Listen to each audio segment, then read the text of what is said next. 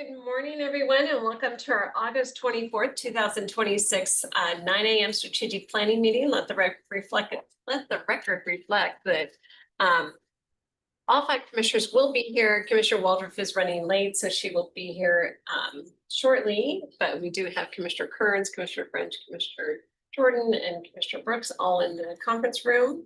And so we've got, I think, a busy morning between all the things we have on the agenda, which doesn't seem like a lot, but there's a lot, and then a lot of executive sessions after. So we're going to go ahead and get started. So, Mr. Chesney. Good, thank you, Commissioner, and thanks to all of you. I think we can honestly say at this point, this is the beginning of the end.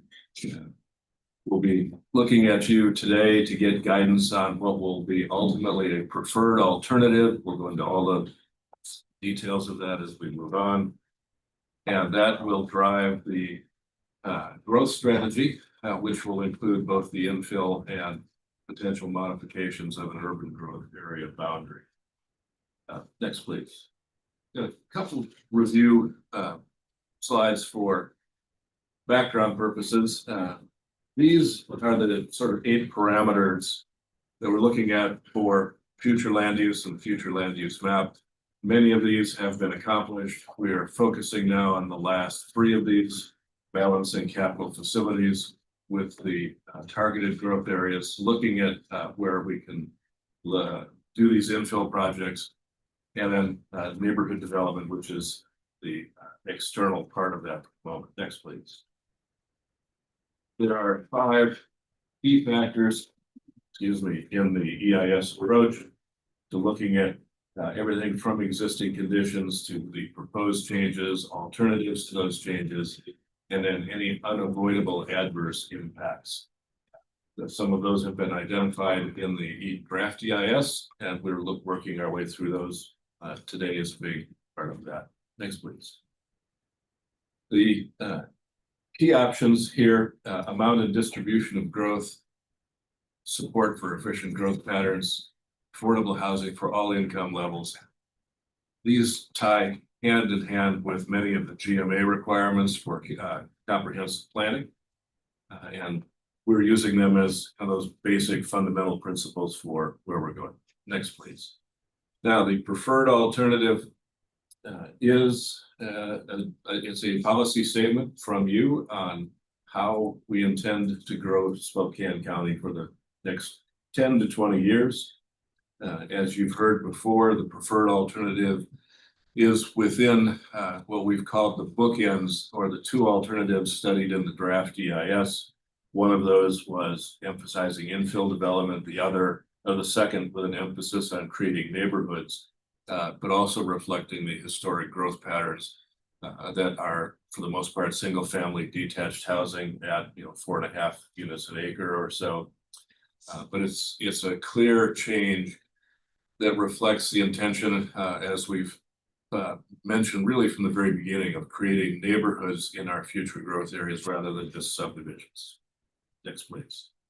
Quick reminder of alternative 1. It is the infill approach, and it's the movement from planning to implementation is important here, because it's not just infill with the existing current zoning regulations, it's infill with what we're calling this neighborhood zoning. And that allows for and encourages, and in some cases requires, mixed uses, which is part of building these neighborhoods, building walkable places for our growth in our areas. And it ties into the climate and resiliency element that is new to comprehensive planning. If you have places where you can get some of your basic needs met on a daily basis, you don't have to drive as far to grocery stores or other things. Next, please. This is a very. Can I ask before you go? How do you differentiate between which you said a subdivision from a neighborhood? What's the difference between a subdivision? Because I think most people. Very good question. Most subdivisions have a name, and if you were to say what neighborhood do you live in, they would give the name of that subdivision. For most people, that is their neighborhood. So How do you, what's the definition or the difference between the two? That's a very good question, because you're right, they are that way. We see subdivisions as essentially a collection of homes. Now, they may have an identity or a place of identity, but they are for the most part homogeneous residential enclaves. A neighborhood in our world moving forward has mix of use. It might have small shops, it might have employment, it might have markets that are within biking, walking distance embedded in that group of homes themselves. So it's adding economic activity, social activity into what used to be just attractive homes. Okay. Biggest single difference. Thank you. Next. This is a very broad map, an alternative one. We can go right on to the next one. We're going to go through some key elements of where the infill development can take place, where it's going to be most impactful. Starting on our north side, the North Metro. This is a kind of broad overview of that area. You can see at the lower center portion, the Y off Division Street and Newport Highway. Our heavy industrial use is that dark purple, and then the mix of uses that go up Newport Highway, existing Division Street, and you can see the North Spokane corridor looping around the top. Next, please. So the current zoning in part of this area, core of this area, and orientation-wise, Division is the north-south route on the left, Newport Highway on the right. The Mead Works project is that red area on the lower right corner. This is the existing zoning in there. A lot of it is still single family or what we call LDR. But you can also see along the Hastings and Farwell corridors how that has been changing over the last 5 years. Those darker shaded areas are comprehensive plan amendments that moved from lower density to higher density zoning. And then along Division, the business area that's out there that's evolving in both commercial uses and some other mixed uses. Next, please. So in looking at the other side of it, we're suggesting the lighter yellow is still what we would be calling neighborhood residential 1. And to clarify, as we're moving into these slides, the comprehensive plan will list these as neighborhoods. And then within the neighborhoods class, the zoning code will have neighborhood residential 1, neighborhood residential 2. And the reason for that is that as this evolves, there's a lot of flexibility in each of those classifications. So we've talked before, you'll be able to do a variety of building types without zoning or plan changes. But by having the 2 zoning districts implementing the comprehensive plan, the county will be able to have further flexibility to react to market forces by not having to go through a comprehensive plan process if that's necessary, rather simply a rezoning process, which is a little more streamlined, runs through the hearing examiner, for example. Now, to this one, again, the lighter ones are the neighborhood residential 1. The darker golden rod sort of color is neighborhood residential 2. We're recognizing the former HDR areas. We're calling them 2+ for the moment as differentiation. And then I guess the chartreuse color, if you will, is what we're using as neighborhood business. And that is the classification that is primarily business oriented, but would allow multifamily residential where it made sense in the future, not necessarily today, but it allows for things to happen in the future. And so you can see on Newport Highway, the highway is going to be that big box retail business medical center complex. The Mead Works mixed use project or mixed residential project tucked behind it. And then that evolving Hastings Farwell corridor fitting into that NR2 basis, which allows for both the wide variety of residential uses up to limited scale multifamily, as well as the embedded small business uses to try to bring that sense of place into the neighborhoods between the 2 highways. Yes. For the division bus rapid transit, that's proposed to go. Pretty much there on through Hastings and Farwell, or Hastings Up really. to that, up to that point. Yeah, right in the center of that neighborhood business zone on the left, Right. coming across and then connecting to the medical center, employment center on the east side. And the uppermost parcel there, right off the North Spokane corridor, that is STA's future transit station for the area. So this is really well positioned for all of the things that we want to do to create a high quality place for people to live, but also to reflect many of the mandates that have come from the legislature over these last 3 sessions that are in the simplest sense changing what used to be low density zoning to allow both a single family home, but duplex, triplex, fourplex on any lot that is currently zoned for residential. The proposed zoning that we're putting in front of you adds some design controls and some intensity standards to that, so it fits in, it doesn't have a haphazard pattern. So that this is an area that is clearly going to be evolving over these next 20 years, and especially as the North Spokane corridor gets to be fully open. Next, please. Oh, sorry. Well, I just, so how does this fit in with the North Corridor bus rapid transit planning? Is Sure. that overlaid with this area then to make sure that it would support that? Very that much. investment? We worked, we were part of that STA division program from the beginning and isolated these two as nodes in the Okay. STA plan, so they literally overlay each other. But the planning went hand in hand with comprehensive planning as well as the STA. So in the light purple, you could have a mixture of housing and Absolutely. Yes. business. Yes. Okay. Yeah, and that's very much intended, and it could be several ways that could happen. One is you can transition a residential project into a business area by using none or unused parking. You can also do full redevelopment where you've got obsolete 1-story commercial structure, and you can replace that with a higher density mixed use structure that it would be truly transit oriented. And well, we're going to talk about the housing issues a little bit later this morning.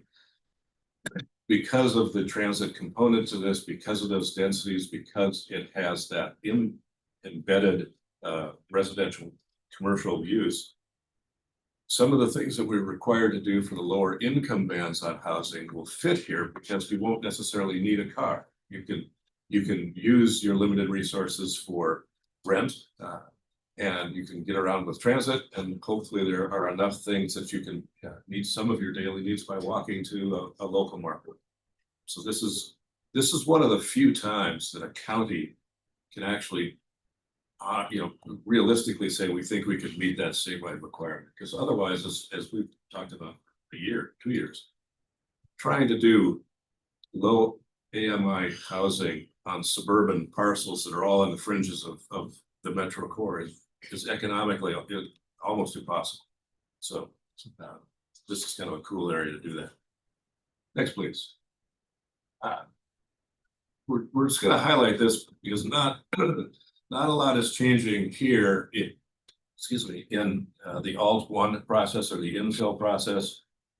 We're simply reflecting that neighborhood residential 1 will overlay the LDR parcels. There'll be some neighborhood residential 2 in areas that show some promise for maybe something as a convenience store or a C-store without pumps that might go in and try to serve a market in these areas. So this is a fairly modest approach. We're going to come back to this when we talk about UGA modifications, as we've got several options to talk about there. Next, please. This is another complicated part of our urban growth area, the southeast corner of the city of Spokane, the Moran Prairie, Glen Rose area. You can see as it is today, mostly that LDR zoning with the pocket around 57th and Regal, and then Blues Highway. Next, please. This is the current zoning in that area, reflecting mixed use. which is the Albertson Center, the restaurants, the fitness center, strip centers on the north side of 57th. Now the Dairy Queen over at Palouse Highway, immediately north of 57th off the east side of Palouse is the Moran Prairie STA station. So again, well positioned for transit, well positioned for more intense development. Next, please. And I'm sure you know this is an area that already has a huge multifamily presence within the city of Spokane. Some of that is part of the reason STA put a station out there. But when you've got all of that multifamily and you don't have a lot of employment, you do have a grocery store.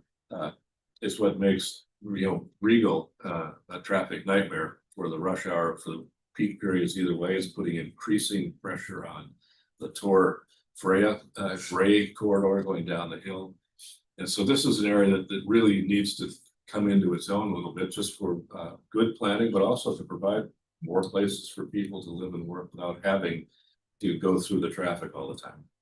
So in the proposed zoning, keeping the neighborhood business in those business areas for future development, but recognizing the remaining open space and other parts in that neighborhood residential 2 category that allows for that small business to go in, as well as other shops that might serve that area. You can see that goldenrod on the upper right corner of the slide. You pretty much see 4 parcels there, but the 3 upper parcels, the upper right corner, that's the parcel owned by the YMCA. So right there is a new activity center that will go in there at some point, and then this will build around, and then that becomes Glenrose going out to the other side. So a busy activity center, and there's some UGA implications for this a little bit later on. Next, please. And then kind of finishing up the infield tour, if you will, West Plains. And again, you as a board have seen multiple comprehensive plan amendments over the last 5 years to move densities and move light industrial land into residential capacities. We're looking, and you've also heard the city of Spokane being frequently concerned with those plan amendments, because when the 2001 plan was done and most of that south of I-90 was planned as light industrial, that's how the city did their capital facilities planning. They were planning on industrial loads for water and sewer. As it evolves into residential, it changes those loads, and the city's reaction to the one here, one here, one here, one here over the years was always like, we weren't really planning this very well. This is a chance for us to go back and look at it more comprehensively, look at that area south of I-90 as a residential and business area, not just as a transition area. So next, please. We'll focus just on the kind of the Medical Lake interchange area. This is the current zoning, low density residential to the south. Right along that southern border is the county's new park. Former golf course is the western part already subdivided into multifamily, the eastern part surviving for the moment. And then some of that industrial area was platted for residential in that 2005, 2007 era, where it was allowed in the light industrial category. Next, please. And so this reflects both the trends of residential development south of I-90 but now it gives us a chance to do this in a more comprehensive fashion so that we can work with our utility provider, the city of Spokane, in a more cohesive way and lay out this. These are going to be higher density. They're going to be mixed use neighborhoods. They're coming together rather than pockets of residential within a light industrial area. And so it gives us a chance to even market this to grocery stores or somebody else that when the adage of retail follows rooftops comes to bear. Out here, it's been so fragmented that nobody in the grocery or market business is very much interested. But as this develops, we may be able to develop that. Yes, sir. So currently in the southwest corner of that intersection, that's currently zoned commercial. Yes. And- Regional commercial. but you have it colored as light industrial. It's purple instead of red.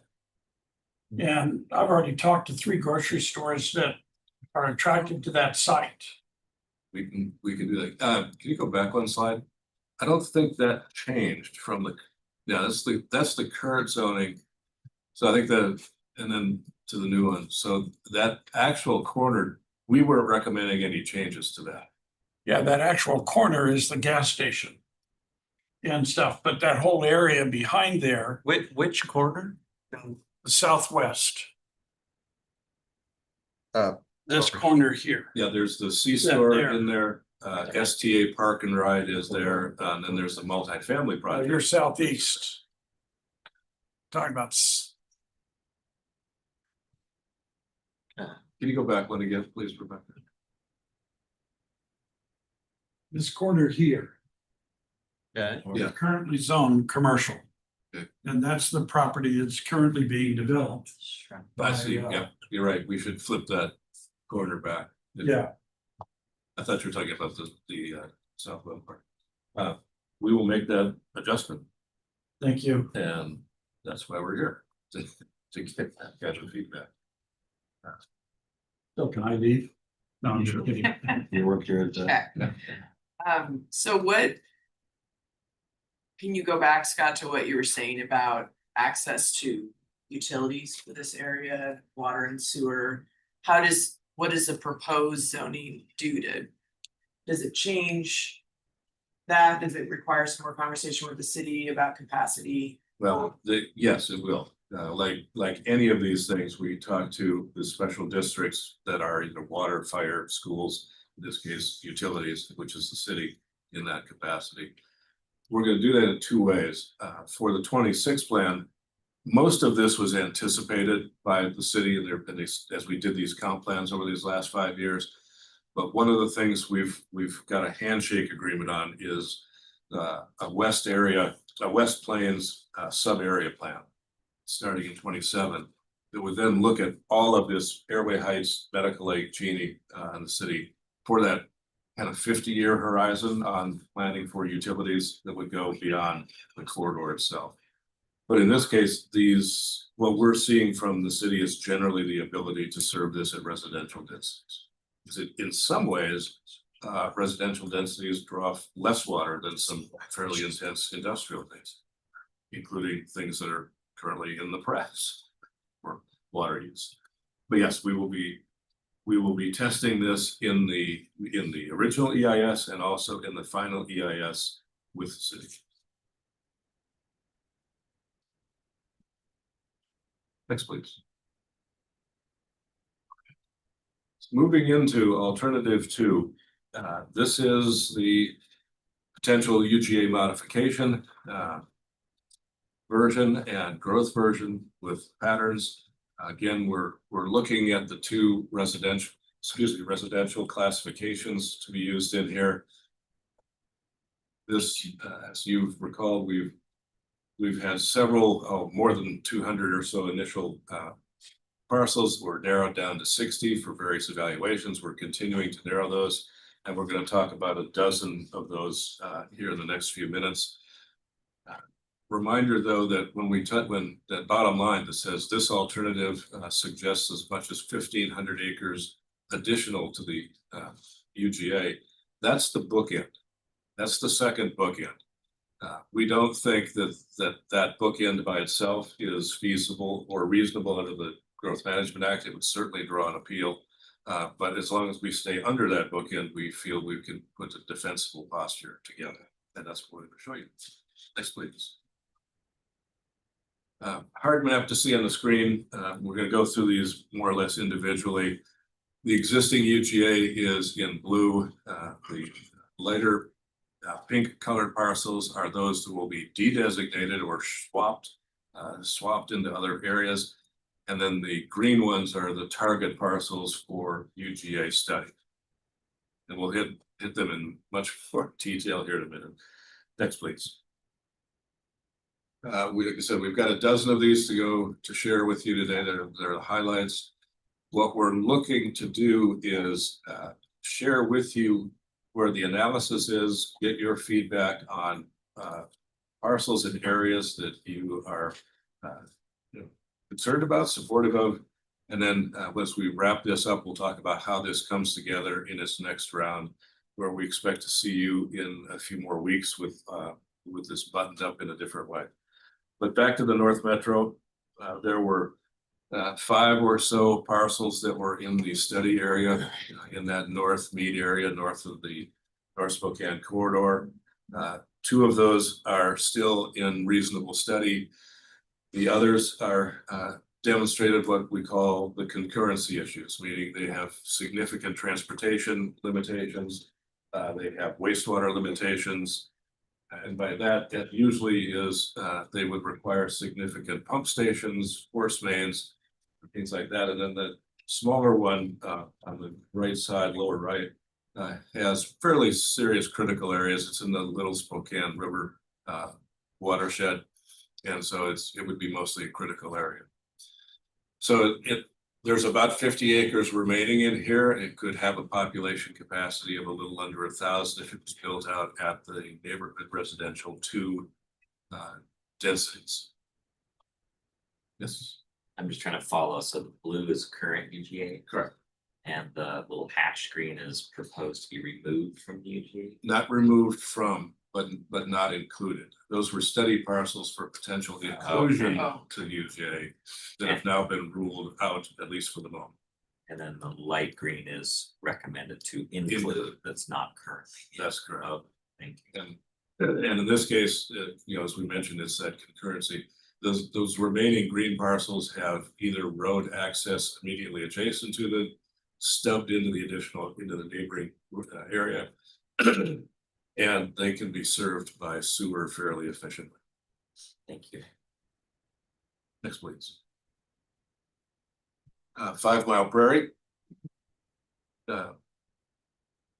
This has certainly been a challenge for our predecessors from the very beginning, the 2001 plan. And as we've seen, the terrible circumstance of trying to evacuate this area has just brought back to the forefront the lack of transportation connectivity through this area. And many of you will remember it wasn't that long ago that even Strong Road and being able to get down the hill wasn't even possible. So there have been some incremental improvements in here. The areas proposed for UGA inclusion are a little bit challenging. You can see the big those big parcels in that central part of the area. The western 2 of those that are squarely elongated north-south parcels, those were plats, and Commissioner French will remember this, those were plats that were part of the settlement agreement because they were originally platted, but then the planning director wrote a determination that they had expired and they had passed that. Developer came back with the request to the hearing examiner, and the hearing examiner at that time found that in fact they had vested or declared that they had vested. As we were negotiating our way through the settlement agreement, this came back at that time, and FutureWise accused the county of lying to them and not talking about these parcels. And we said, look, we declared them dead, and the hearing examiner brought them life. As part of the settlement agreement, though, when they were still in 2015 side, there was a statement that said, if they are found to be valid, they will automatically go into the UGA. So long part of the story is those become part of the UGA, and they're outside of the housing analysis because they're brought in as remnants of the settlement agreement. That made those 2 square parcels to their east now contiguous to the UGA. Those are 2 40-acre parcels. There's a water main that runs right between them on that property line. The 2 schools are to their immediate east. When these come in, our transportation folks feel they can make significant transportation benefits by east-west connections in doing this. So this has some other reasons for utility than just growth in that area. Recently, we've been talking with our transportation folks, and that's another 2027 issue, but we've started to draw or place up here what would be essentially a final transportation grid to make the connections happen over, say, the next 5 to 10 years. And so this is actually has some transportation benefits for being included, as well as providing a significant area of growth that is in fact growing and has urban services with the exception of current sewer. It is out, so those green parcels are outside of the the two square green parcels. The other ones would be in, so they'll be connected. Right now, they're outside of the service area for the city or the county. And so as they negotiate, we'll have to figure out whether that's a county system that hooks up to the city, or whether the city would choose to annex out and do some of that area in the future. So it has many capital improvements, but not all. And then the hatched parcel is out there by itself.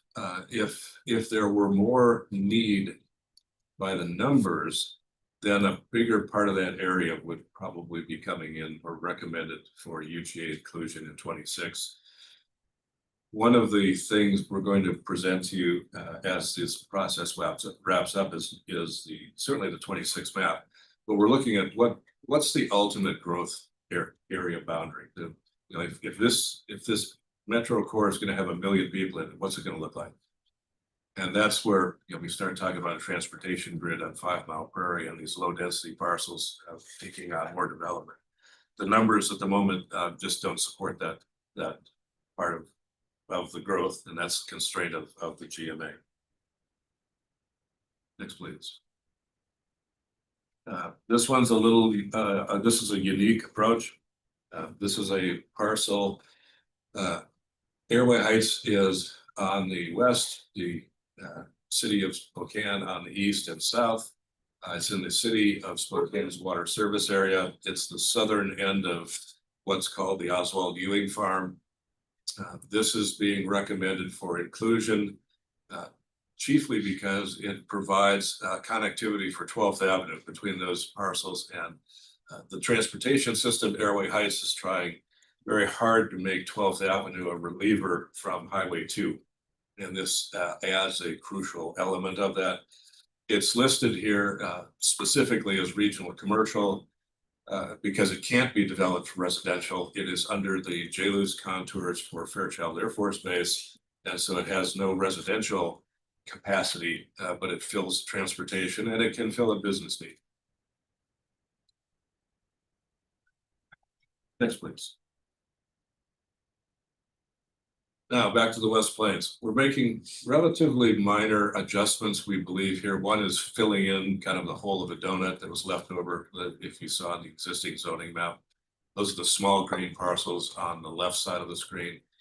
And then there's a larger piece on the northern part. This map actually is missing. That green should be contiguous up to the existing blue UGA on both sides of that, not just on the west side of that parcel. It looks like it's about halfway there.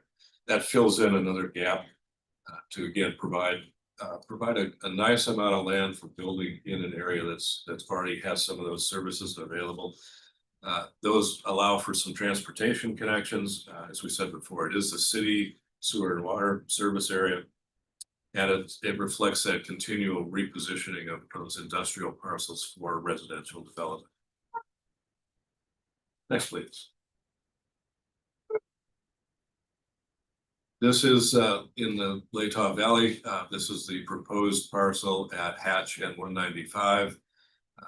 In spite of lots of good intentions and at least a good master plan that's been shown to us, the transportation and wastewater issues are at the moment significant enough that we can't prioritize this parcel to go forward. So we're showing it as it's dropping off the map consideration. This really when we talk about this greater West Plains sub-area plan process, in our estimation, that study area starts with 195 and moves west to the Deep Creek area down to Cheney up to Airway Heights. And so studying this in a global context over the next year we'll provide some guidance on what needs to happen out there. I'm sure you know, the east-west connectivity is horrible in that triangle from 195 I-90. It's kind of like Thorpe and nothing else, and Thorpe has its own bottlenecks. So working with our transportation planners, we're trying to find how do we plan for some east-west connections in there. And it's, you know, it's for all sorts of good reasons, but all the way back to the, you know, Medical Lake fires. When that little spot fire popped up on Thorpe, there was a, you know, almost a panic because you couldn't get out. You know, the only way out was through those railroad tunnels. And so for pure safety reasons, we need to be thinking about a transportation grid in this area if it's going to develop at all. Many of you also know DOT's long-standing concerns about 195 being over capacity. And you know, the history of that is notwithstanding, but it is making it a real constraint to put new development into the area. Just this, yesterday, there was a motorhome that got caught underneath the bridge of there at Thorpe and the railroad. So it's really problematic, and it's not a cheap solution. Well, that's a Spokane tradition of getting vehicles stuck under bridges, right? That's what we do here. Or buses more recently, yeah. Yeah, it was a single level Single- motorhome. It single wasn't decker. double deck. The double deck. Next, please. Yikes. Lenrose area, there are two parcels that, or two, I'm sorry. I'm sorry, what are the, just when you said wastewater, is that just because the wastewater system there too is not at capacity? Yes, from our wastewater folks that they said it's hard, it's hard to serve because it's expensive. It would have to be, it would need pump stations and force lines. Okay, So thank you. it's not a downhill path. And as you come down Hatch Road and you look across 195, that big rock, that's this property. So you've got rock, you've got elevation, you've got access. There's just a whole lot of challenges with the property. They're not fatal, but they're expensive. It will be very expensive punch around through. Got it, thank you. This is an area, again, of the city of Spokane. Sewer is generally available here. The transportation grid is somewhat connected. These parcels are here for the moment, but the transportation concurrency issue is going to be a challenge unless there are intervening parcels that can go in simply because of cost. They're relatively small parcels, but they need extra road lanes that are outside of their control. And so one of the next steps is to look at, since the utilities are generally easily provided here, should there be some other parcels looked at to provide a group that would be better for development and provide a better scale to offset infrastructure and capital costs.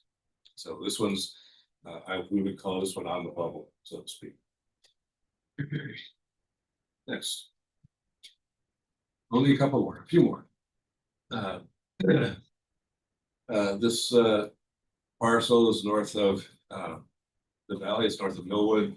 Argonne Road is the parcel, is the road to its east. You can see Bigelow Gulch Road going east-west at the top. The parcel here has challenges with transportation. There's no chance of connecting it into the subdivision to its west. So any transportation connection would have to be directly to Argonne Road. Our transportation planners don't find that a desirable situation. Sewer will require pump stations and force mains to serve this, so it becomes an expensive parcel. One secondary analysis would be to look at, does it get better if we include the parcel to its south that would connect that into the existing urban growth area? And so we'll be taking a look at that. And again, those that remember the 2015 settlement agreement, this area up to Bigelow Gulch Road was highly contentious at that time and was dropped off of the UGA radar as part of the settlement agreement. Many of those lands are urban reserve, particularly west of Bigelow Gulch. And now that Bigelow, I'm west of Argonne, south of Bigelow Gulch. With Bigelow Gulch being completed, there will be significant development pressure in this corridor. And so this is going to be an area, again, that we're going to be taking at in that sub-area plan approach to say, what's the next 20 years going to look like out here now that we've got this transportation infrastructure in place. It's a much safer road now. It can handle much more capacity than it could. And I think it makes sense for It's- more cars to be on it. It'll be a growth area. It just isn't quite teed up for that yet. At least in this capacity. Next, please. Moving east, these are parcels. You can see east of the industrial park. This Trent Avenue running diagonally on the north, of course, the river to the middle. There are two areas here, three. There's a small parcel right along the river that was under consideration that is being dropped for the moment. And it's chiefly because the agreement between the county and Liberty Lake Sewer and Water is a border Campbell Road, or at least that's the planned border. Liberty Lake Sewer and Water has nothing in their plan about expanding north of the river. They have no interest in it. They have made it very clear to us that they do not want to expand there, at least now. And so there's no way to serve that small parcel or any of those with sewer or municipal sewer and water. The ones that still remain are marked light industrial. Those were requested from the city of the valley to expand the industrial park, which provides some land. They're under common ownership, Centennial Properties. And then they also border a Vista substation to the north. So not well positioned for residential. So we're marking them as light industrial. Again, thinking of future planning, that remaining area around that hatched area on the south side of the river is the river district in Liberty Lake. Again, mixed use project. That area on the north side in the future could be a mirror image of that. When it finally develops, that could be a nice residential mixed use neighborhood bordering the river. And right along the river, the state Washington Parks, I guess, owns the waterfront edge of it. So it has some future amenity value that is not really ready for prime time. Next, please. And here we said we're going to revisit this area. These are three target areas in that southeast corridor from Dishman Hills over to the Saltese Flats. The parcel on the west or edge is another one that fills in the gap. It's almost an infill parcel as much as it is a UGA expansion. Our transportation folks like this as being part of the UGA because they see it a chance to improve 32nd Avenue as part of this and include a roundabout system in there. So we think it might be a good infill parcel. And it's started to develop in sort of a cluster form as rural urban reserve. The middle parcel lacks transportation connections into the kind of regional system without other adjacent parcels. It would like to, and that's to its east, this transportation system would like to come over and connect to that Barker Road southbound out there. And then the eastern parcels do allow for some connectivity both north-south and east-west with the two main parcels being in there together. And generally, sewer is available on that middle parcel, by the way, but it's uphill. The ones on the eastern side, sewer is available and it's downhill. So immediately the capital facility bonus for that. We've been looking, and you can see the disconnected UGA there right next to the Valley Real Life Church. There's a series of parcels that would connect those two green ones, the eastern or the middle one and the eastern one. We've been studying those very hard to see if we can find a way to bring them in. this may again be a 27 plan rather than a 26 plan. But we're also looking at the ability of providing sewer specifically to Valley Real Life Church under the environmental protection part of the GMA because of its proximity to Saltese Flats and being able to take that off of a septic system. So there's a lot going on in this corner of the world. I know, Commissioner Brooks, this is near and dear to your heart too. We've been literally looking at, there's so much land, we can't justify it on the UGA growth side, but we're looking at whether we can use the sewer extension to solve part of it in the shorter term. Okay, because their sewers, their septic is out of capacity, which means they'd have to do a separate and secondary septic. And You know, which right over, as strange as that is, when you hit that sort of failure capacity, that helps trigger the ability of pushing a sewer outside of the UGA for that specific reason. Because it's attached or immediately adjacent to the Saltese Flats, it's a very easy argument, or we think it'll be an easy argument for Matt's team to craft to say that this doesn't induce sprawl because it's right against a huge environmental basin. So it serves one purpose, which is to prevent that basin from being contaminated. we tried that before with Kevin Cook, but we're unsuccessful. I know, and yet we're learning things about how that works with Liberty Lake Sewer and Water, and some other things. There are some challenges to this, but in so many ways, if it's limited to a very specific thing, at least approach it again. And I live right there. It's more than just a church on Sunday. They have youth sports Yeah, going all week long. It's a community center. It's a lot of traffic comes in and out of there. A lot of people use their bathrooms. it's another area that if you look past the short-term GMA constraints, that entire area should be filled in as just a wonderful neighborhood. The streets could be stubbed in. Parcels are available to the west of the church, the parcels are about the school district on the other side. Transportation folks love the fact that if that were filled in, you'd have better east-west street connections through the whole thing. So it's an area that would be there if it was traditional good planning. It's the constraint of the GMA that prevents us from getting there today. Yeah, in fact, that little piece there to the far right, just north of Saltese, that was originally brought in because it was owned by the school district. And because the GMA required us to accommodate school districts, that's why we brought it in. And then the school district sold it and built somewhere else.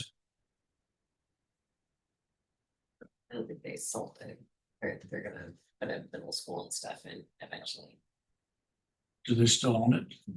Oh, But they did cite the high school. they did take the high school Yeah, up and, put it at Liberty Lake. That But was, then that's part of our road into Doris Morrison Learning Center is to the school district property.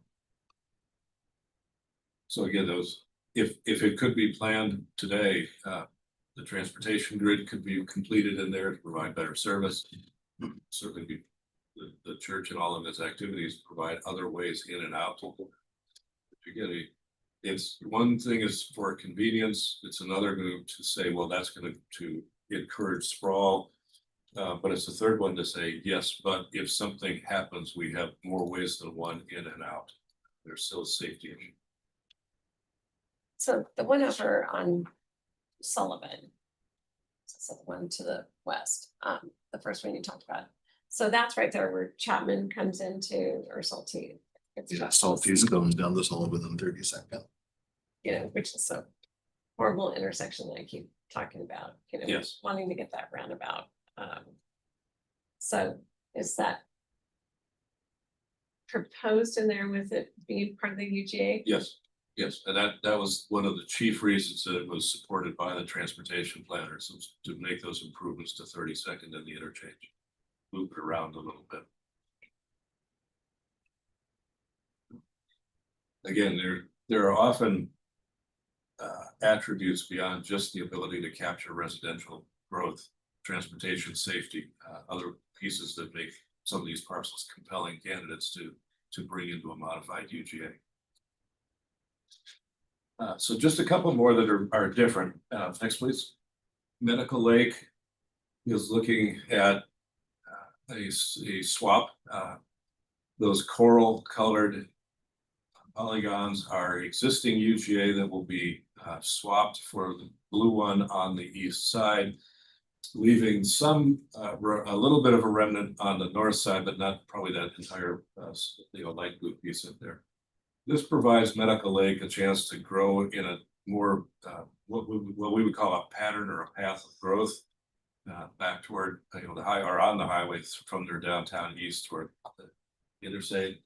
It also gives them a chance to use these lands to provide some potential utilities and some of that same environmental issue that their mayor is working on with the legislature to provide, much like the Liberty Lake Sewer and Water example, to be able to bring municipal sewer to at least the western shore parcels on the lake to again try to prevent or try to improve water quality on the lake by connecting it to municipal sewer.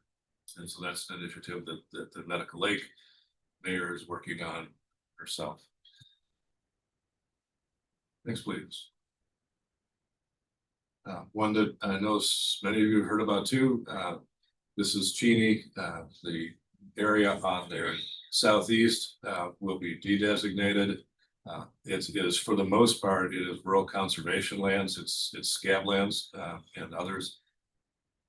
None of us as planners really can understand why that was created as UGA in the first place. But there, it hasn't developed, there's no development pressure. There's some interest in development on the far south areas, southeast areas of that. And then you can see on the north side, there's a bit of UGA that's being left on the right, and then some 10 acres or so added to the very north side of that. That was a city request to swap out essentially more than 110 acres on the south for 10 acres on the north. And again, one of the challenges Cheney had is when we all started this process in 23 and 24, one of the first tasks was that land capacity analysis. In other words, what do you have left in your existing UGA? Cheney did a land capacity study that said we have sufficient capacity to handle our growth for the next 20 years. And so it's like, fine, okay, we're done. The 10-acre swap came from the fact that the others were going to be de-designated.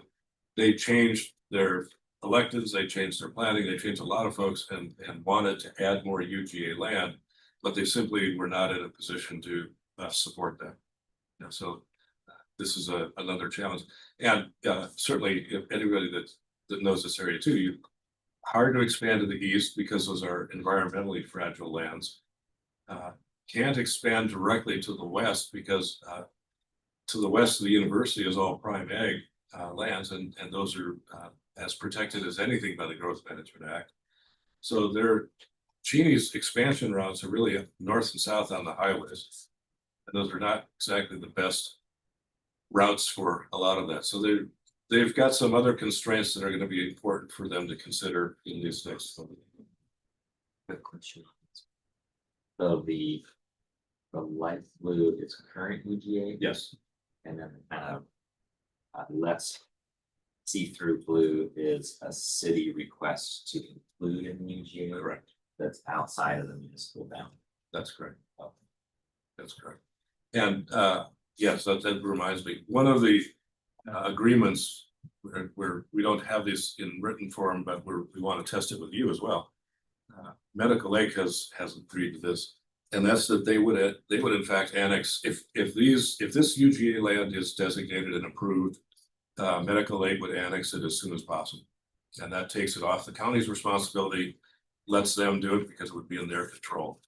The same offer, so to speak, would be with Cheney. It's like, yes, we will make this swap happen, but then you need to annex it because otherwise we'd have to put county zoning on it. It gets titled and that comes back in. It's just so much cleaner if they do that. Can you give the newer commissioner like a 30-second overview of what that process would look like? for annexation? There are, I think there are 4 ways of annexations taking place in Washington law. In this case, it would be, I think it's just called a petition method. Where the property owner or, some subset of the property owners, 50% plus 1 or something like that. Would agree to petition for annexation into the community. So in both Medical Lakes case and Cheney, there's either one, well, Cheney is it would be a single property owner. I think Medical Lake might be 3. Most of it is there because of the Bible camp. And so they would simply petition. It's a very clean way of doing it. The others involve elections, other challenges to do that. And so we think that if everyone agrees that they want to be in, the properties want to be in, the cities want to take them in, it should be a fairly straightforward process. The other method is covenants. And the city of Spokane is probably the biggest user of covenants to annex with. And basically the covenant says, if you want to hook up to city sewer and water, you have to support an annexation should the city move forward with it. And then one more, please. The last of our UGA areas is Deer Park. Again, mostly de-designated. But there you can see a fairly large area that's being proposed for inclusion. This is one, again, that we're working on with Matt's team. The city of Deer Park acquired water rights to the farming lands on the very north side of that orange part. And through the Family Farm Act, those water rights can be transferred for municipal use. But it seems that to do that, they have to be in an urban growth area. Doesn't make a lot of sense from a planning perspective. But if in fact we all reach that conclusion, these will be designated as urban growth areas, but they will have 0 residential development assigned to them. The property owner that sold the water rights wants to continue to use the land for cattle. And so, the challenge, this is a really convoluted UGA thing. Technically, if it's brought into an urban growth area, it needs to have urban zoning. So at the very least, it would have a neighborhood residential zone. Well, that implies neighborhood residential growth. Can't have residential growth because Deer Park can't support. So we're looking at whatever hybrid we can help to, so they can secure their water supply. But if we have to have it as a UGA, it's going to have some sort of special flag attached to it that just says it's going to stay in agricultural use, even though it's UGA for water purposes only. And I've never seen anything like that in the Growth Management Act. So we don't quite know how this is going to play out. But we're certainly trying to help Deer Park, add to its domestic water supply. Question. On the red parcels there, Yes. are they just not developing? What's the story there with de-designating those? Not developing on the north side. One was a former industrial area. It's got a lot of wetlands on it. The diagonal slash down the middle is the highway, and Deer Park came to us early on and just said, we're never going to push utilities under that highway to develop out here. It's just too expensive. So there's no point in leaving it there. Now secondarily with Deer Park, they had turnover in their planning and development staff too. We have been talking with them, not so much about a sub-area plan, but the growth projections for Deer Park today don't show sufficient growth to justify adding a lot to their UGA. However, in the 5-year horizon that's coming up between this plan and the next 10-year mandate, the North Spokane corridor is going to be connected to I-90 by 2030. That is going to drive, again, that development pressure, particularly where you've got, these idyllic areas to live. And so Deer Park is going to see that pressure starting to creep up that highway, and we want to help them be prepared for it when it gets down. Next, please. Scott, Yes. just the de-designation area is sort of the total number of acres of that equal to the orange number of acres for I Deer don't- Park? I don't know. I don't think we bothered to balance. Okay. Balance it. Okay.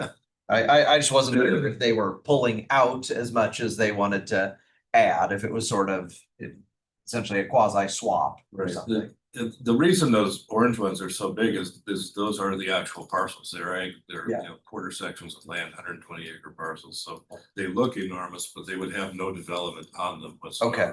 Just Okay, the water straw, you know. okay. Sucked into them. Next, please, and kind of wrap things up with how we're going to get here. This is what we're going to be doing in the subsequent couple of weeks. Reviewing and evaluating those findings from the DEIS. We've got a lot of comments from agencies already in place. We will be looking at reassessing the growth patterns based on this conversation and others. And then we'll be looking at these, what we call the suitability. That's the more detailed look at capital facilities. You know, if you get sewer, water, transportation infrastructure, school districts, fire districts, and others. That comes into a more detailed part. And then we have to evaluate, we can talk about this in just a minute, the 80% and under AMI requirements for housing, where we are deficient in our existing capacity and we have to find capacity to doing that. One other piece that legal and planning are working on is we're creating what we call a UGA white paper. That's not required in any of this process, but it's a chance for us to look at what are statutory requirements and opportunities for urban growth area swaps, putting that down as a policy document that can guide these decisions beyond the simple part of it, and explain our rationale for why we're making some assumptions on swaps and why we're making some assumptions on water and other things. So we will have that for you next time we see you as well. Next, please. Here's a quick overview of capital facilities from what we saw, and these are based on population projections, not so much about geography right now. As you recall, when we updated the county capital facilities plan in 24, we had to make some adjustments in levels of service to understand it.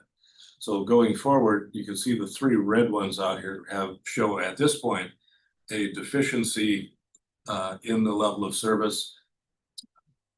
Police officers or deputy sheriffs, that's a criteria of 1.01 officer deputies per thousand. If this population, another 100,000 go in and 30 of that is in this county, there would be a deficit of using that same level of service, a deficit of 24 officers. And you address these things in one way or another. You can change your level of service, meaning if we can afford to do that. And if you can't, then we have to adjust development projections to match our levels of service. And connecting development projections with capital facilities is one of the fundamental links in the Growth Management Act to do this. So this is not a trivial exercise, and it is not an optional exercise. In most cases, the county is still in pretty good shape for capacity. Library services deficient. We've adjusted. We think we can adjust that by recognizing the obvious. The internet, people don't necessarily have libraries anymore, but also by the neighborhood zoning category. Small libraries are popping up in areas, in the arts. Whereas where you might be able to say, well, it's not necessarily part of the district branch or district system, but it's popping up here providing that service. So that may take care of itself from a development perspective. Yes, Scott, can I ask, in our regs, in our capital facilities, I mean, does it, when I think about the libraries, what goes through my mind is over the last several years, you hear the libraries talking about how much the demand has moved from actual physical paper copies to the digital downloads. And the libraries also at the same time talking about how it's so much more expensive for them to lease those digital downloads. But But either way, it's going, like you say, online. It's not a physical paper copy of a book that people are checking out as often. It's they're downloading them onto their tablets or their Fires, you know. What does that play into this calculation of, I mean, you don't necessarily need the square footage because you're not storing the physical books. People are downloading them off of a portal or the website for the library. It's a very interesting question. Because the tradition, you're right, the traditional product of a library is something in your hand that you check out and bring back. And that product is changing. But libraries, in the meantime, have also evolved into offering different things. Some libraries have a tool library that you can check out, a power saw. Some have other services they provide. Some can provide just a social service of a place to go with a coffee shop inside. So libraries are evolving to kind of fit community centers as well, but their traditional product is slowly disappearing. We think that in this case, we should probably write a different kind of level of service rather than a square footage level of service. Maybe it's a delivery service, or it's a presence of, you know, like a pop-up, you know, like an internet presence of some kind. So I think we could probably bring to you a different level of service that would satisfy the evolving nature of libraries. Okay, and then can I ask, so these are what we would be deficient in 2046, correct? Yes. Do you have where we're at today in 2026 with these numbers? When we did the 24 CFP, everything balanced. Okay, And so depending on, we're probably within a decimal point of still serving our levels of service from the 24 plan. okay. All right, so yeah, we're not in any serious out of compliance or out of LOS. And your point is also good. These are assuming the entire growth takes place as it is, which means they don't have to be there when you adopt the plan. There has to be a 6 and a 20-year plan to how are we going to maintain our levels of service and how do we get there? Okay, we've got some time to balance the equation. Thank you. Just a comment that the Shadle or the South Hill Library was very busy on Sunday. Lots of parents with young kids reading, playing, their story time. That physical space is really important for young kids. That's just my little anecdotal comment. But if you want to have a good time, ask a librarian, where's the encyclopedia section at? Doesn't exist anymore. They'll point you to one of those computers. It's right there in the box. You can go download it. Kids book section is full. It's funny just to see them glaze over. And anybody in school at the time had you went to a card catalog. You went to a card and sorted through to find sources of whatever your research was. Dewey Decimal System. They've changed. What's that, Martha? Back with the wind and fire. And then just a little bit to. Scott, could I just follow up on, so these level of service and the capacity for facilities.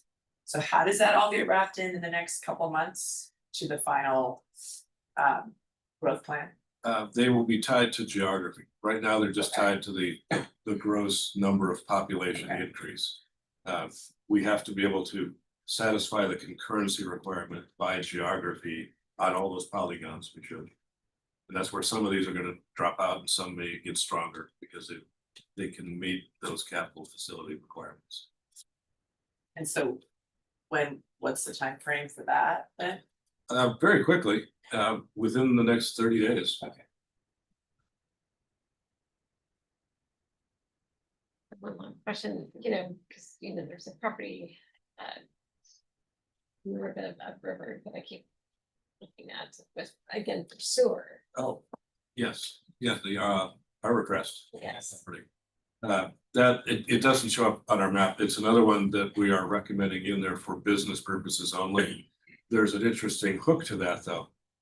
They they do have a failing sewer system and want to connect because of that, because of topography and everything else. They also have a hearing examiner decision that predates GMA that allows them to build a corporate conference center. It doesn't talk necessarily about lodging, but we kind of presume that might be part of it. And so that decision, we'll have to, talk to Matt to see where is that still binding. But they're being proposed for that inclusion simply for non-residential purposes. They're not intending to build housing per se. They just have a failing sewer. Thank you.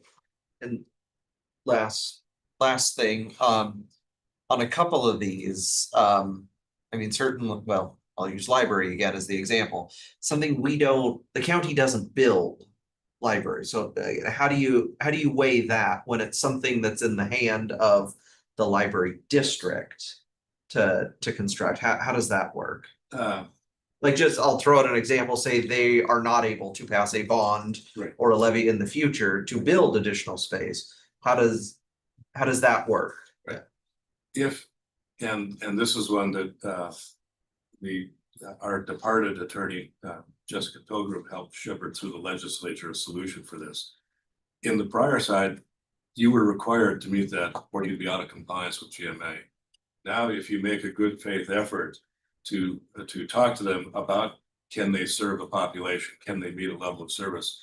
And you make the effort, the county makes the effort to do that in a diligent way, and they can't make that happen. That doesn't penalize us. We have an off ramp if an outside district can't meet its level of service. Now, we use that judiciously.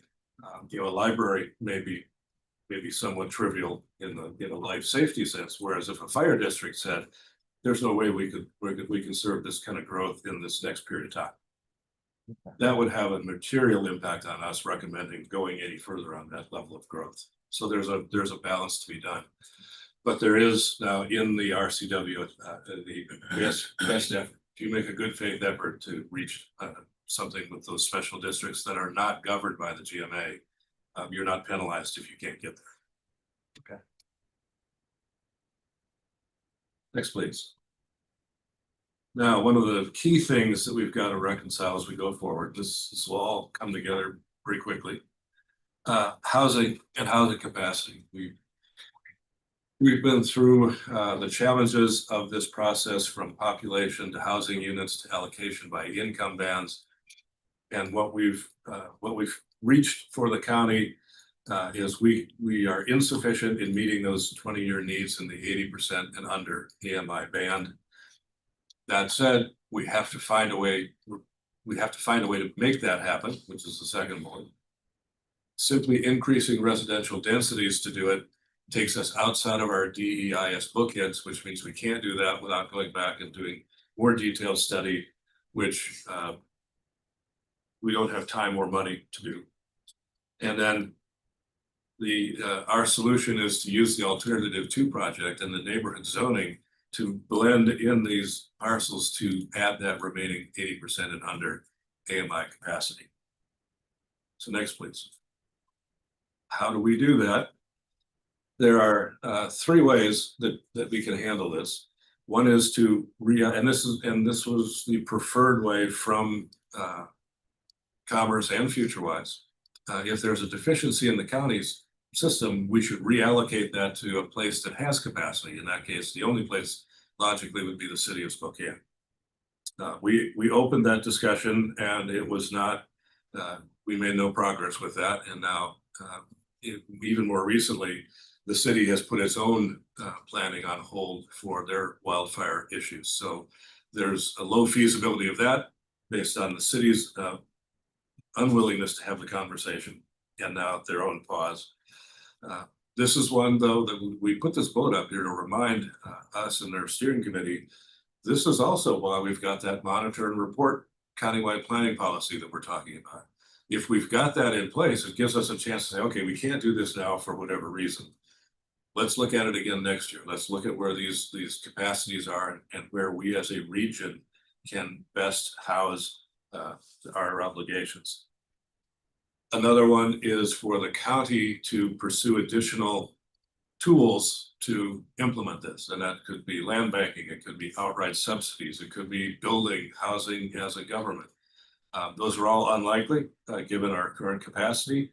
And even if there was a desire to do that, that policy shift can take a number of years. You know, in the best of times, that can take a number of years. So that's not a really feasible way for us to go. And so the way to do that is use this new zoning and reflect the fact that that also means we need to combine that with the UGA to move that forward and meet that requirement. Yes. Scott, I met with a nonprofit organization a couple weeks ago, and we got into the discussion about comp plans, talking about the HAPT bands, you know, all the, 80%, 30 to 50, 30 below, all the, and Commerce seems to point to sort of subsidized apartments, for the, and their nonprofit focuses on putting individuals in manufactured home, kind of modern day single wide mobile homes. And they were asking, why hasn't that been a part of sort of the conversation? And I guess my question would be, I mean, in 2026, can someone build a mobile home community? We're not seeing many of them being constructed. You're seeing, existing ones adding new units, but I mean, is that still an option anymore? Building mobile home community, finding a plat of land and building a mobile home community? Absolutely. And it's something that the zoning that's being proposed, this neighborhood zoning, neighborhood residential 1 and 2, would allow. It would allow by right. You could use manufactured housing, you could do modular housing, and particularly in the NR2 category where we've eliminated minimum lot sizes, you can do tiny homes. You could do any range that fits that level of 0 to 80 and really 80 to 100. Mm-hmm. In the 80 to 100, the zoning flexibility would potentially allow an ownership opportunity of a small property, to be sure. But if you don't have to pay for an expensive piece of land, and you can do this, so there are some builders that have talked to all of you that have said we can provide something that somebody could actually own potentially, as opposed to being forced into a rental at that 80% and under. This zoning would allow that to take place by right. Can be much more flexible. So it's not necessarily what we all think of as a 1970s mobile home park, but it's a neighborhood that allows manufactured housing. Yeah. Okay. Yeah, it was just something they had, when we got talking about it, I told them, it's like Commerce seems to point to the solution for those half bands as apartments. I mean, I don't think I've heard any of them mention, the ownership aspect of, say, a manufactured or mobile home. They have not, and I think that's just their own blinders, because what they're used to is a rental product. They're used to funding those. They'll build a $100 million project for a rental. But as we've talked about, I think in other briefings, even what's called an affordable apartment might cost $300,000 to build in a building. Mm-hmm. So you've got a skewed economic in there to begin with. So that's let's be that as may. That's the Commerce is more comfortable, I think, in that world than thinking outside of that box a little bit. So I think we've got some options that might be more creative. Next, please. There are, I want to go through this kind of quickly and also just kind of for the record, because we're talking about using the UGA swapping provision as potentially a second option based on the housing provision if we are not successful with using the 0 to 80% to build this. And as part of this, there are 8 requirements for swaps. You've seen some of these before. You can't increase the total area.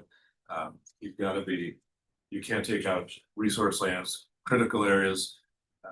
They have to be suitable for that. Next. And others, the capital facilities elements are here. They can't be larger than what you need for your 20-year growth. Next slide, please. including a market factor, and so that's something we will be putting into play. And then it's continuous, so. Next, please, and it's only a couple to go. Here are just a quick example of how the bookends and what we're calling a preliminary preferred alternative look. We had that 1,500 acres of new land, 13 of that could have been residential, the other 200 or so was non-residential. And then using the NR2 category, 800 of that acres could have been in that NR2. The other would have been the NR1, which is sort of the infill, and that leaves potentially 1,300 dwelling units that we were short. The alternative has shrunk the available lands to about 1,250, again, about 1,000 of that being residential, and then about 400 of that for the acres here, including those 960 units for that. And the difference is somewhat in that swapping area. We lose about 400 acres from Medical Lake and a couple of others. And what that ultimately gives us, and the percentage here is not necessarily where we're going to end up at the end of the day, but if we're going to swap acreage and things in our UGA, we will potentially be reducing that UGA by 1,200, 1,300, maybe 1,400 acres from the 2,100 acres that are proposed for that. That is one of those blanket statements, again, back to our settlement agreement, where the county was accused of having an oversized UGA. Well, we might be able to take 1,500 acres of that out and shrink it, and then use the rest to move it around strategically to meet these other needs. Next, please. And then really lastly, and I've got a couple just to talk about when we're done here. Here's what we are looking to create this preferred alternative for your consideration. Fully integrate the alt-1 infill with the neighborhood zoning, planning and zoning. Reposition unused UGA lands for patterns of growth and also to bake in those compliance standards. De-designate the remaining lands. Get all that done, reassess our housing capacity, make sure we're at that sufficient. And then because we took a somewhat non-traditional approach with the DEIS, we would then issue this FEIS with a comment period. Traditionally, final EISs are not issued with a comment period. They're just here's what we've done. So we would use this as a chance to take that comment from agencies going forward. And if the board's generally comfortable with that, this is what we'll be bringing back to you. And one more slide, please. I'll share with you. I wanted to put this up.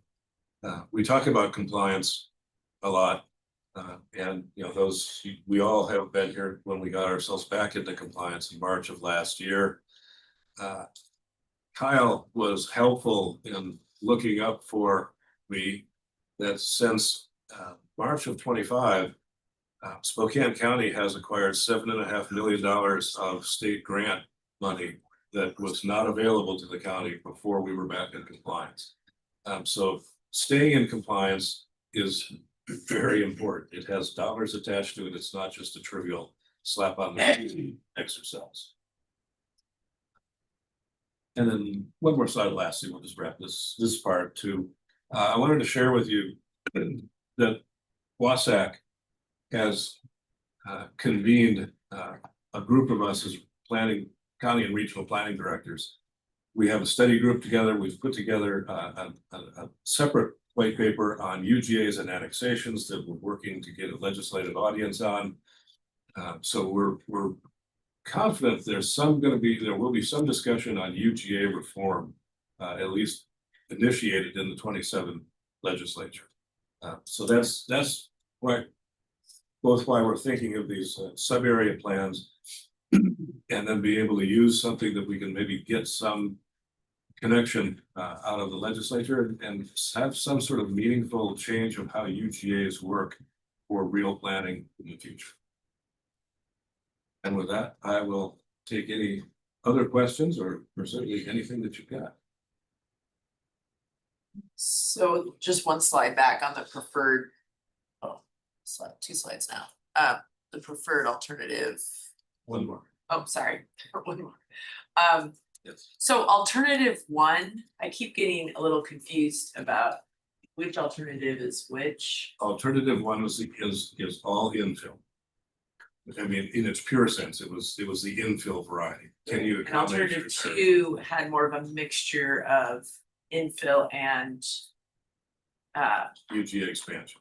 Okay, The all two bookend was all use your current regs, how much more land do you need? okay. I Preferred is in the- thought originally we kind of had like three. That's There what I was a keep- no action alternative. Okay. There was. The nomenclature of EIS work is strange. Yes, There's I'm just trying no to action. track, cause I thought and that we two had action like a very alternatives. intense. I thought we were studying a very intense infill and then more of a moderate. Intensive infill. We did that anticipating that the moderately intense would ultimately be part of the preferred alternative. And that's what you're saying in this first number. Yes, Okay. Yes. So then, because the alt one by itself, the entire infill is totally unreasonable for Spokane County. right, and I agree, I think like you need to have a variety of different housing types in different areas. And more intensity in some areas and less in others, so I agree with that, so with the number 4. Assessing that we need to kind of go back and look at the housing capacity, especially for lower to middle income households. How are you going to do that then in the next month or so? We've done it. It's looking at taking that NR2, the short answer. I guess I was, a follow-up question, have you considered more use of ADUs as a way to get to that goal as well? Not explicitly, but yes, within the coverage and I would call them density requirements, yes. And we looked at it this way, when is an ADU and when is it a duplex? Yeah, is it attached ADU still an ADU or is that a duplex?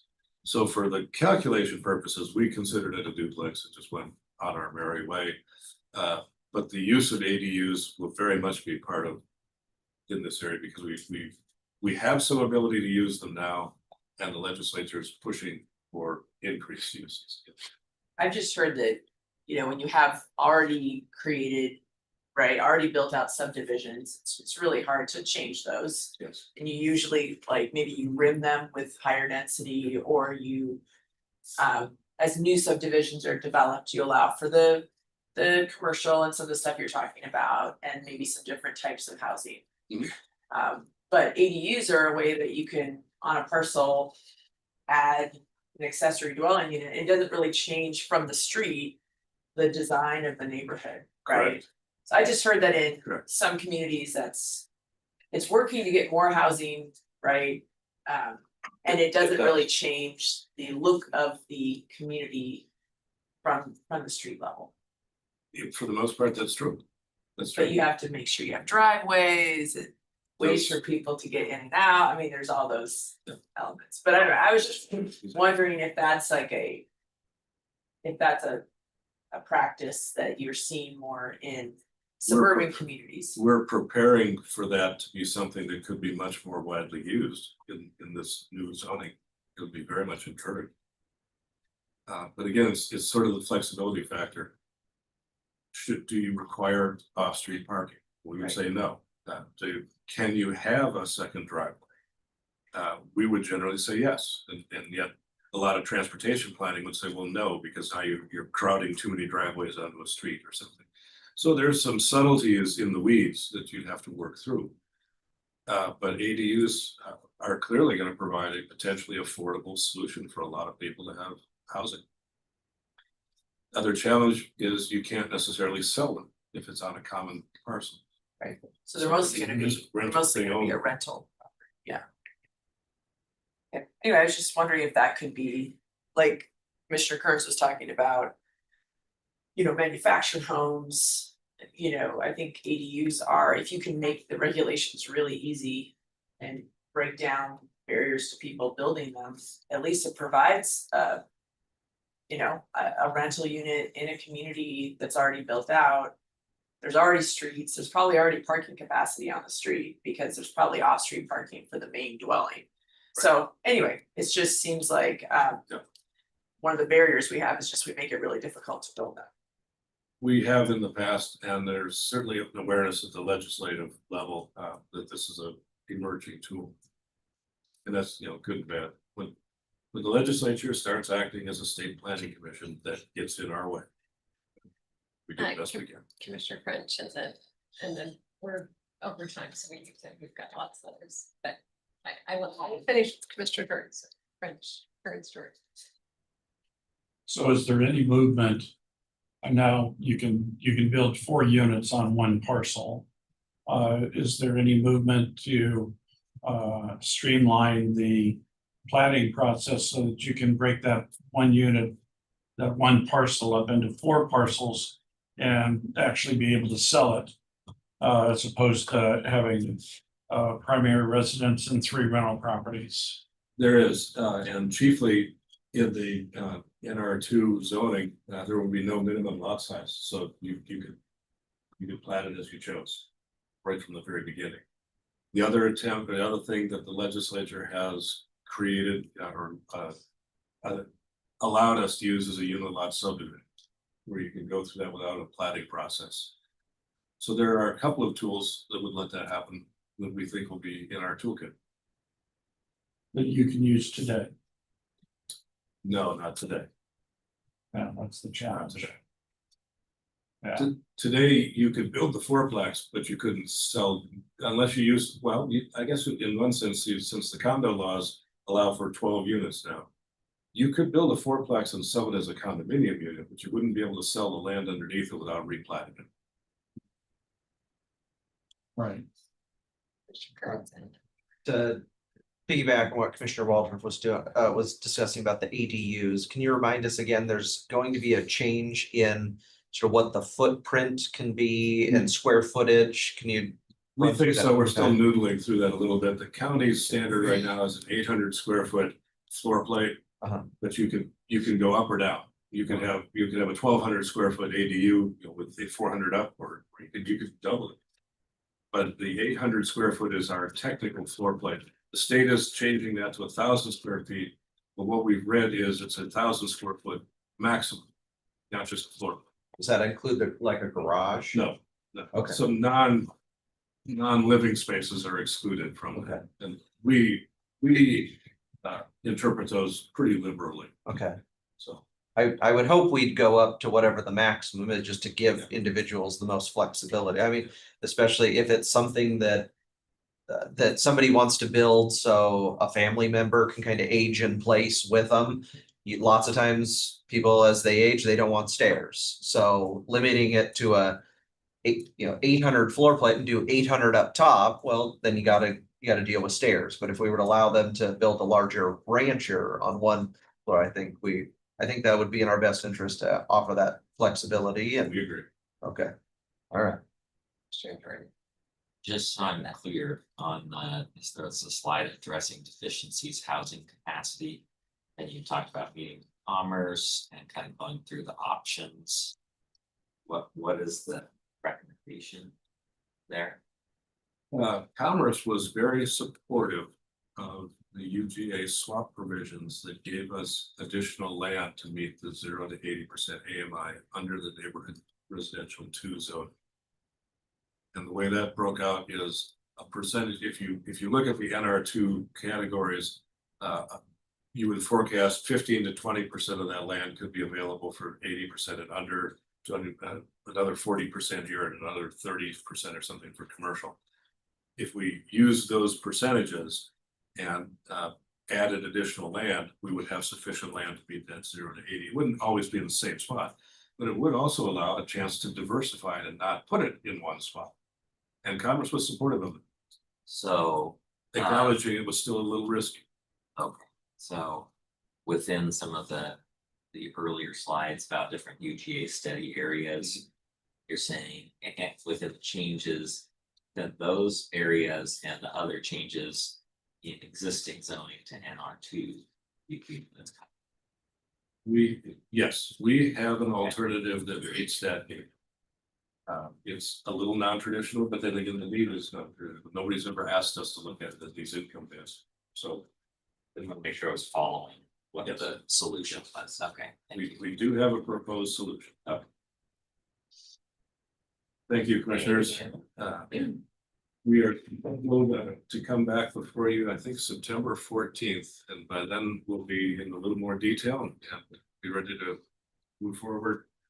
We're anticipating going to the steering committee. We're right now it's on the 16th. We're asking the steering committee members if they can move to the 30th. In which case we would be asking the steering committee to make a recommendation, public hearing and a recommendation on an urban growth area boundary modification that would then come back to you for adoption with the plan. So we're getting there. Thank you. Create a table for the first miscellaneous item. Oh, sure. 30th of August or 30th of September. September. And the planning commission's getting this presentation this week? Yes, Or- Okay, so they'll have questions and answers. You'll have a Q&A with them. planning commission will be, I think, a very long and lively meeting this week. You're adding in the data centers, Yeah. right? Okay, it's gonna be a long one. That's our first miscellaneous item. Rebecca, I just shot you an email.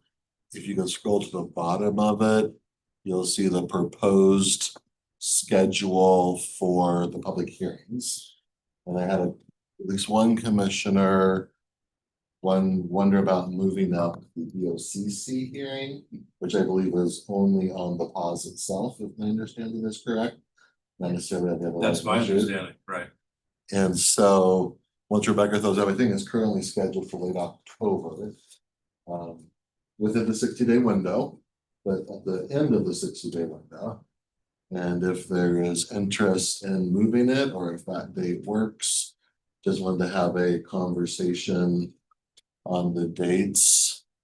And What date were you talking about then? I'm just trying to pull it up, but it's.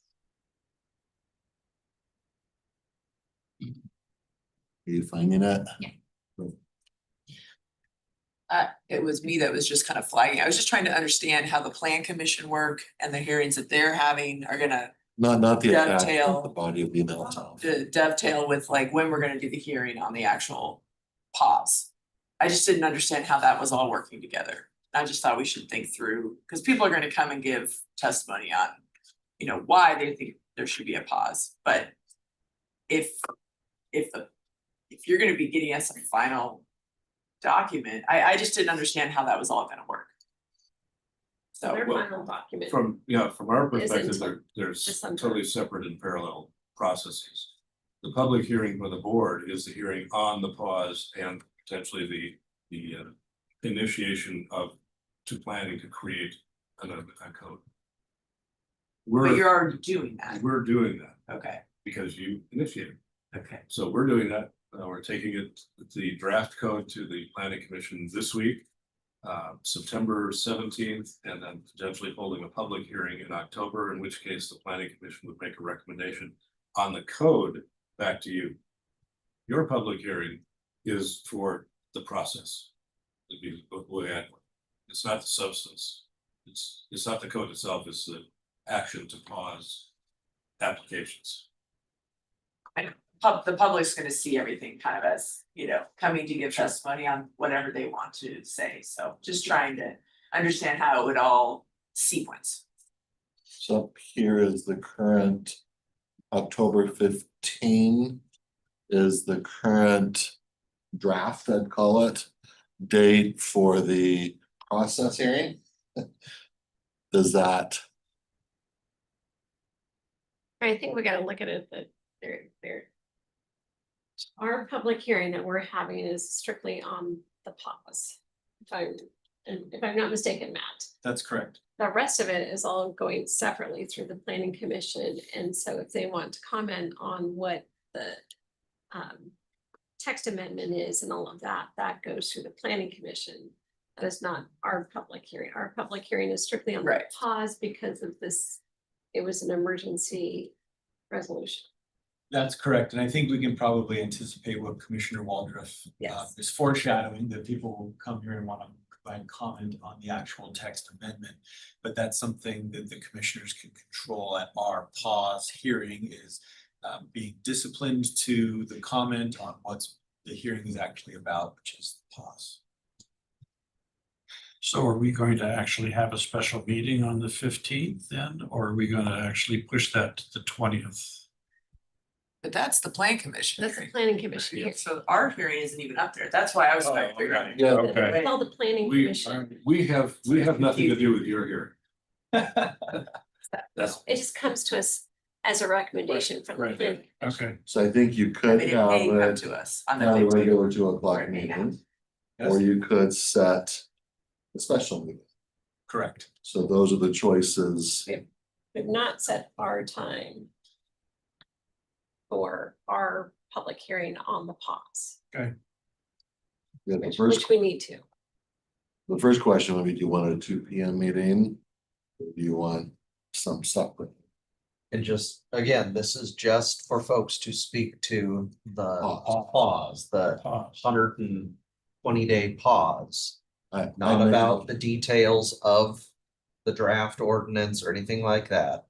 That's the purpose of the meeting. And like, The, make it clear what it's for. the public hearing is part of the final action of the board taking that emergency action, public comments required of it. And at the end of it, the board will adopt findings of fact, which is essentially justifies the pause. We had finding of facts already, and so now hear public comment, we finalize essentially the board's reasoning for the pause after public comment. So we don't have to do it right on 60 days. We can do it anytime prior to 60 days. Recommend not waiting until the deadline. I'd like to do it before the 60-day Yeah, deadline. so would I. I'm fine whenever. Let's do it. Wow. Pick a Tuesday. Maybe. Well, that's the question. Do you want a special meeting on a special day or roll it into a Tuesday? It could be either one. Again, it's not the final draft. It's not the actual regulations. It's just the pause. I'm fine with a 2 o'clock, Yeah. with that being what it is we're discussing. Because we have a lot of people talking, we don't limit that, since it's a public hearing, it's not limited.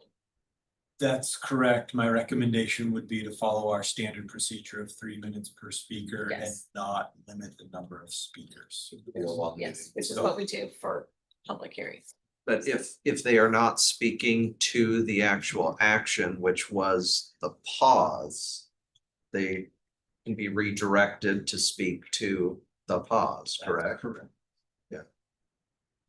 But that's where I was thinking, if we did our hearing before the plan commission has concluded its work, then we can redirect folks to go to the next plan commission hearing I think that and have their Good. comments on the Good thing. substance. Like So say, that was we- my thought. We hear what you're saying, what you are saying is best suited for the planning Yep, commission. this is the time and Please date, go please go. and share those remarks with them. I think that would be far more helpful than just saying we can't talk about it. Yes. Yeah. So the planning People sick about commission, it. I public think- here, so the public hearing that you're taking public testimony is the October 15th, Maybe. That's what we've got scheduled today. that's what we have, so that's what you guys have scheduled, is that you're gonna be taking public testimony on October 15th. We will be taking public testimony this Thursday at a workshop setting. at the 27th. September meeting. And then October will be the formal public hearing process. So we're gonna have all 3 meetings chance to talk about the ordinance. So August 27, September 17, October 15, all Yes, about the substance. they are. So And the October one would be the legally noticed public hearing, in which case we would, as Matt says, we would have our findings of fact, we would have recommendations back to the board. And then we would hand the baton back to you. If the plan commission needed more time, you would just push it out a few more weeks. Of course. So I guess I'll throw this out, then does it make sense for us to do our public hearing then prior to September 17th? So we have 2 dates that we can direct people to, like, You can go speak directly to the planning commission on September 17th or October 15th, but also like written comment is always an option. We have a Correct. busy weekend, yes. Yeah. So there's September 1, 8, and Yeah. 15. You have a place for people to And sit. before the 17th. The 8th being the day after Labor Day weekend. Is one enough days? If September 1st might be, is that too soon? Do we have to give it? When is this? The eighth and I the assume it would 15th, I'm be, out of town. I assume it would be 10 days, right? I recommend following our standard notice of 2 weeks for public hearings. There's arguments we could shorten it down to 24 hours, but I think our standard process of 2 weeks is whatever. So maybe go for the 15th. Sure. So I'll zoom in for that meeting. It's a lot. Yeah, I don't know if you wanna do it the day after Labor Day. We go bad. Either one's fine with me. The 8th or the 15th. Yeah, either one's. Either work for Time to me. get these posted. Tomorrow, right? Do we have to post it at a Tuesday? I'd hearing? prefer the 15th for just more notice. Better practice. And I think in the notice, we need to state what We'll be pretty clear about the scope of the hearing. is.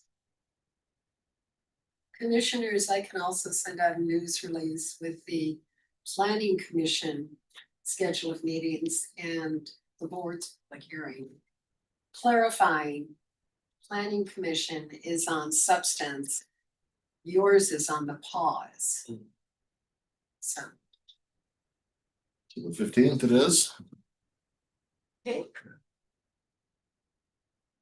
The next miscellaneous is on navigators for the current fire. Thanks. Oh, thank you, Scott. For the Spokane complex fires. To jog your memories.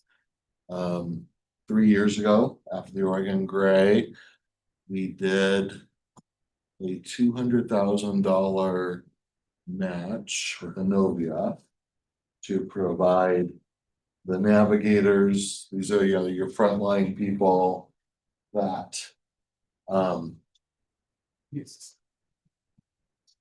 if you're an impacted person, it's kind of the first person you interact with. They help you through the process. I talked with long-term recovery group who spoke with Innovia.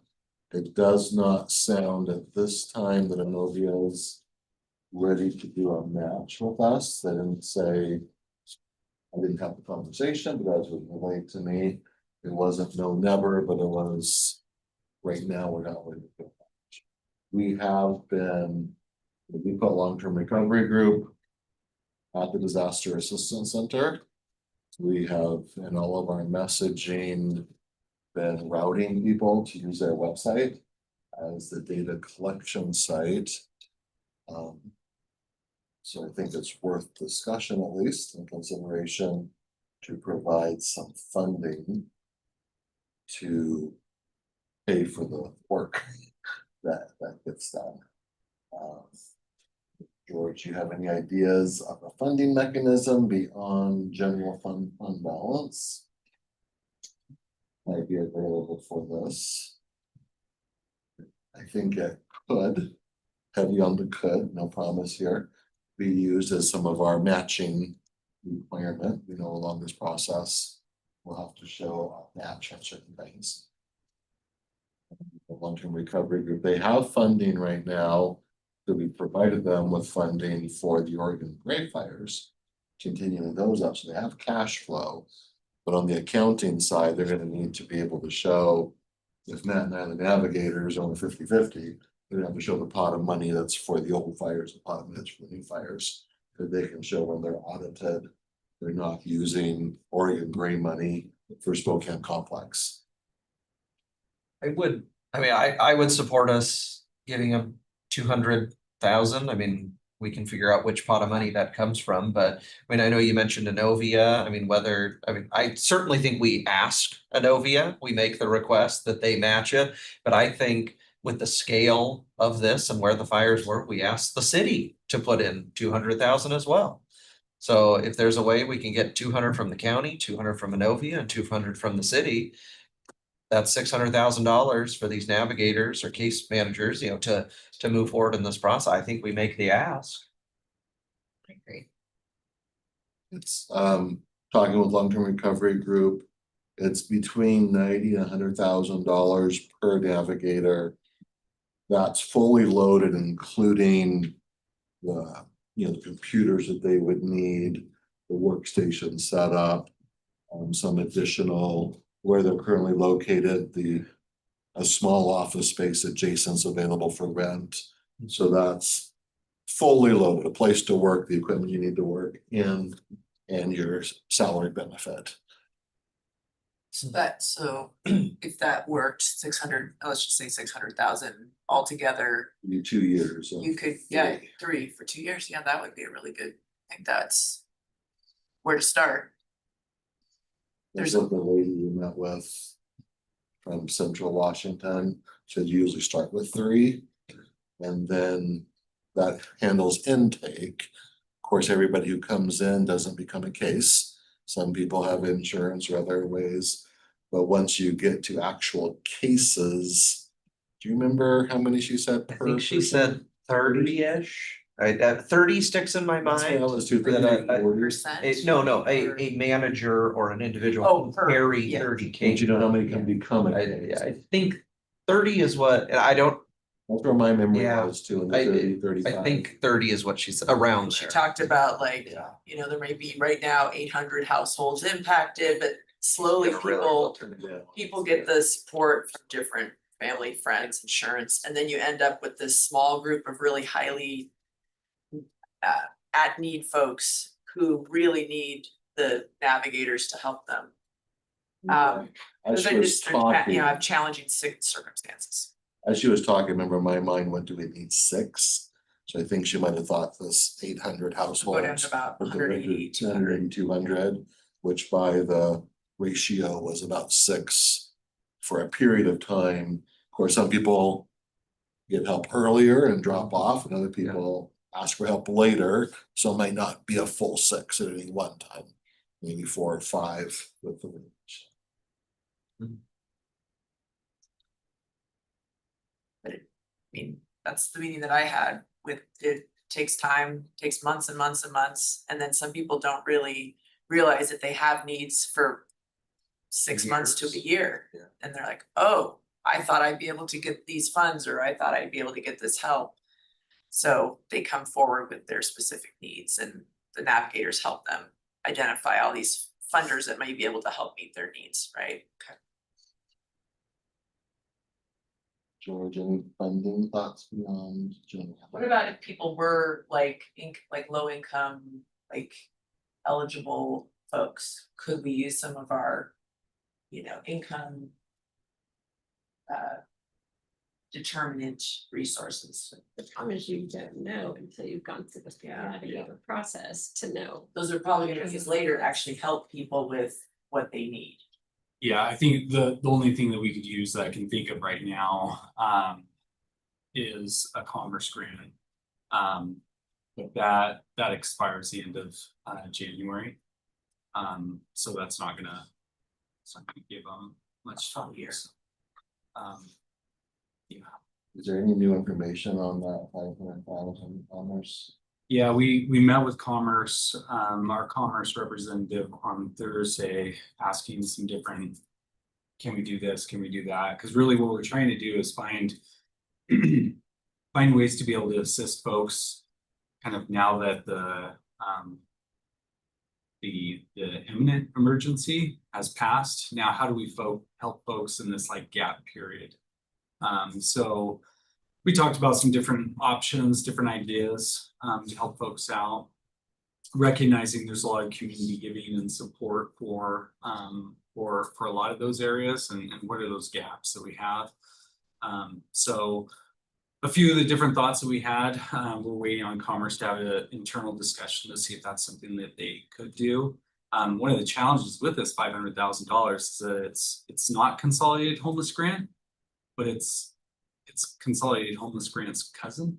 So it's not homeless, but it's operating similar to homeless. And so making sure that we've got some flexibilities there and how we're doing, because really it's case management, cash cards, those sorts of things. Really those immediate needs, and we're trying to see if we've got other resources to address some immediate needs, then how can we use these funds to fill some other gaps?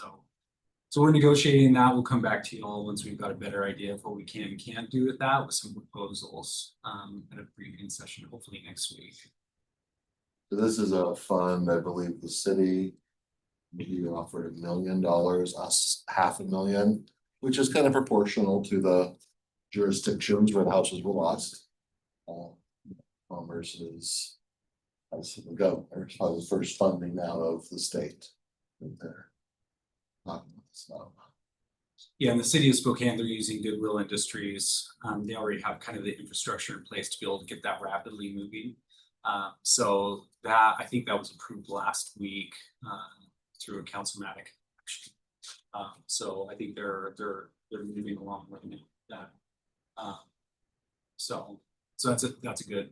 This I believe could be used for one. So. It absolutely could. As long as it's been by. Yeah. So In the it could only fund for a certain period of time, so it's not the full 200. It did have 15% admin, right? Yeah, it did have an admin portion to it. So that could pay for a first few months as long as the money is. Well, I think this could pay for the first few months. Yeah, exactly. And then, yeah. But anyway, I think the bottom line is we wanted to do $200,000 to help get the navigators. We want to try to get the city to match since they were impacted more than we were, and get Innovias to do it as a three-way match. I think that's bottom line. I'm trying to move this along because I know Chris has a hard stop at noon. We've got several executive sessions and we still have a couple more miscellaneous. So do we have agreement on getting a $200,000 amendment before the BFCC? Yes. So we'll bring that forward and we'll, since we have more information on the commerce grant, hopefully we'll see it on next Tuesday's agenda. And I would say if we can't find other sources, we can take it out of fund balance at this point in time. It's important use of that. But trying to find. We'll look for other sources. If we don't find it, we'll bring it as. There we go. Thank you. And have a letter queued up Letter to queued send up to to send both to the city Novia and and Novia. Asking them to join. And then the other one, I think this one should be fairly quick. Broadlink has requested a letter of support to this particular letter. What they are, thank you, housing guys. This is a letter requesting, as the state is determining public loss, that they would include public benefit broadband, which is what Broadlink offers, as an eligible activity for reimbursement. And currently, public broadband is new enough, it's just not been included. So what Martha Lou helped with this morning is a second letter, is just a draft of us kind of regurgitating the words on the Broadlink letter, saying that we support that we support the request of Broadlink to include public benefit broadband as an eligible activity entity in the determination of public loss funds related to Spokane complex fires. And we have a couple of paragraph on what exactly the public infrastructure does, and then a little bit on the fires. They are putting in an application or proposal this week towards these funds. Both their legal counsel on what options are for quick signing of letters if the board agrees. This letter should be signed. brought up as a by leave. Right. People need more time. We could do by leave or we can stuff. You guys are good with this letter? So, because the problem is. Broadband is different than anything else, like we're trying to set it up as a public, entity doing infrastructure. So just like in Oregon and Gray Roads, they put up cow units to get broadband right away. Now you're seeing that like. Got Broadlink on towers, water towers in Deer Park and Medical Lake to provide for individuals. So I think it's important for any fires that come through that they understand that this is a public utility.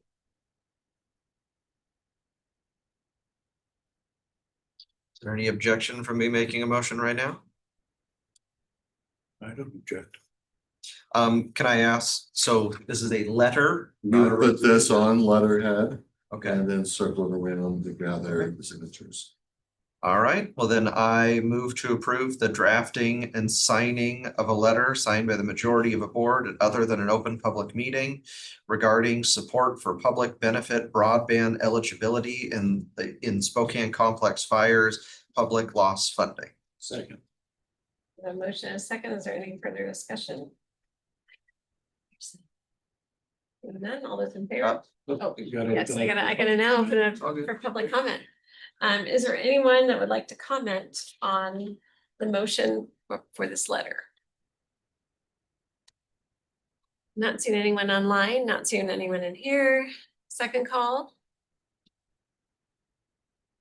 Not seeing anyone online. Third and final call.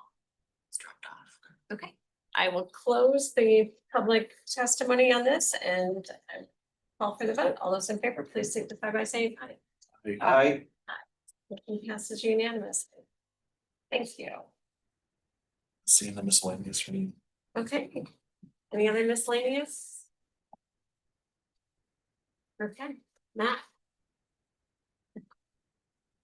Three executive session items today. The first one, performance of a public employee under RCW 4230.101B. Jeff McMorris, Matt Folsom, Devin Kurta, Noel Zine. Approximately 30 minutes, no action. 20 minutes of closed labor under RCW 4230.140 section 4. Again, no action. Jeff McMorris, Matt Folsom, Noel Zine, and Josh Brote. And then we have a pending and potential litigation under RCW 4230.101I. No action, 20 minutes. Jeff McMorris, Matt Folsom, Devin Kurta, Kyle Tuig, Ben Bradabo, Jasper Coulter, Derek Pilar, Jacob Allen. there was a reason to have a closed labor in the middle. We can take those three items in any order the chair. No, Noel would be for the first two back to back that way, is the only reason. Oh, okay, usually we just switch to closed labor at the end because it's separate from the executives, but. I will allow it today. Again, I know Christopher's got a noon stop. Okay, so. We will go into executive session for the three items just discussed. At the end of that executive session, no action is anticipated to be taken, so we will adjourn for the morning.